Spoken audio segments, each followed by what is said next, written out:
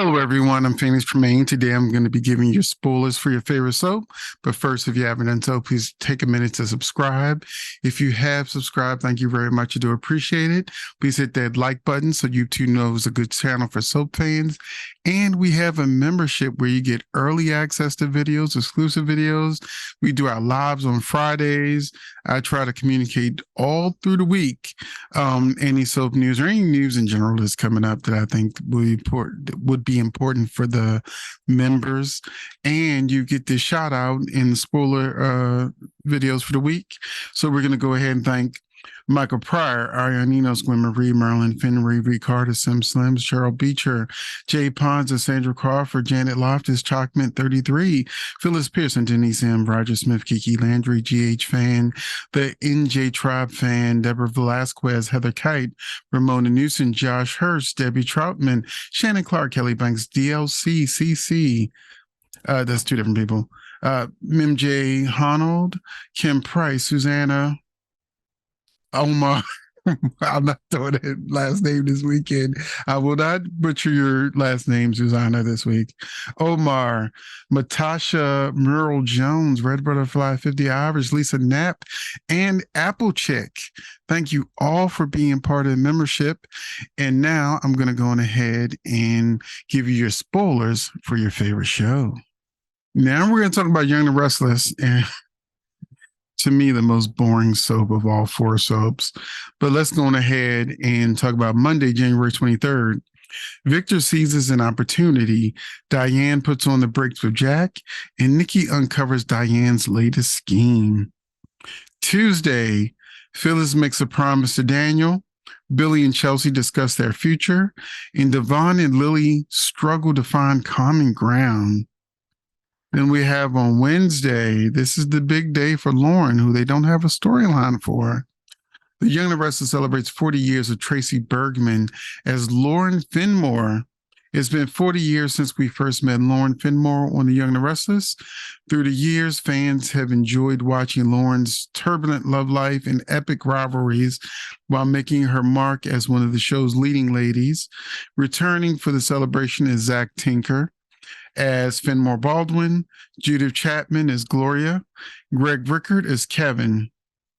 Now, well, I'll talk about that at the end. Thursday, Tucker crosses the line. Phyllis turns on the charm. And Kyle worries about his parents' decision making, meaning he's worrying about his parents growing and being in a relationship. Friday, Victor strategizes to expand his empire. Billy makes a confession to Chelsea, and Victoria pushes Tucker's buttons. So now let me go ahead and talk about Young and the Restless now. I've given you your spoilers for the week. I'm not happy with Young and the Restless. I find it to be extremely boring and that they're just dragging, and we're like almost on top of February sweeps and they're still dragging their feet on these storylines when they should be pumping them up. And I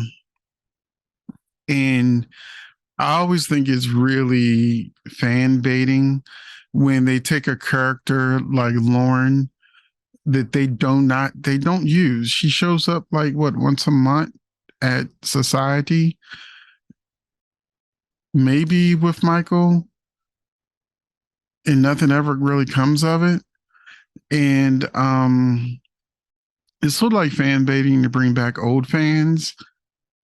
And I'm like, okay, Tracy Bergman. I'm sorry. I think it says Bregman, but I thought it was Bergman. Tracy, congratulations on 40 years on Young and the Restless. But I would prefer it to be 40 years of doing stuff, not your 90s stuff, not your early 2000s stuff. I'm talking about they need to give Tracy a real bona fide storyline. They almost had her have an affair with Jack. That didn't go anywhere. The stuff with Sally didn't really go anywhere. It could be potentially ageism, but is the reason why she's not getting a storyline. But, and not just Tracy, but Melody Thomas Scott, give her a real storyline. Phyllis, Michelle Stafford, please give this woman a storyline and not just her being mad all the time. And her obsession with Diane is ridiculous.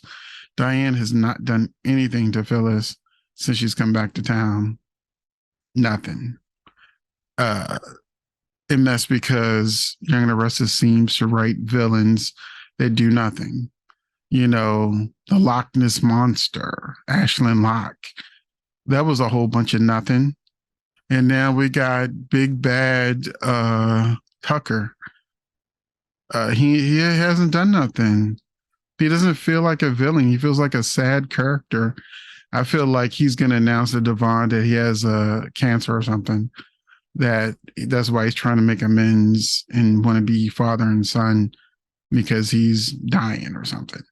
You know, so Big Bad Tucker hasn't done anything.